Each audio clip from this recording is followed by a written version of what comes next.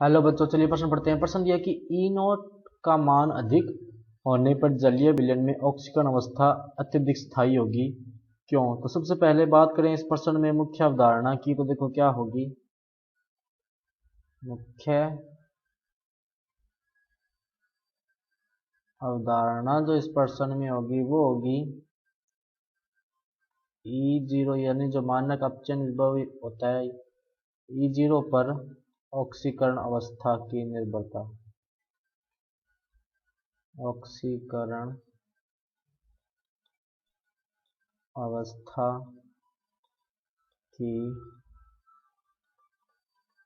निर्भरता। तो देखो क्या होता है ना कि जिसका E0 अधिक होगा, E0 अधिक है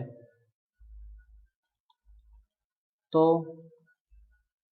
उसकी जल योजन एंथैल्पी भी क्या होगी? ज्यादा होगी।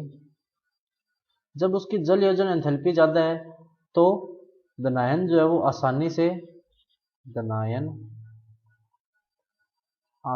से संकुल बनाकर स्थायी हो जाता है। संकुल बनाकर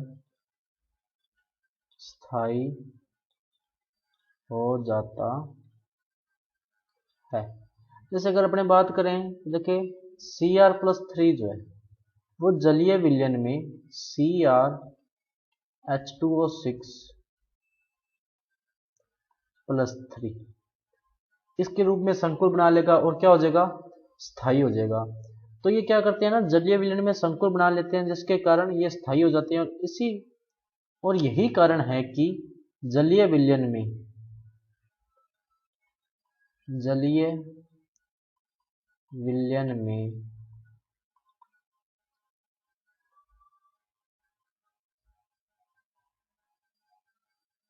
E0 का मान अधिक होने पर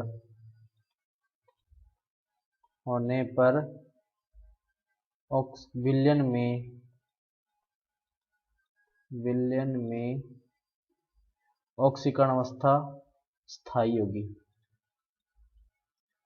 ऑक्सीकरण अवस्था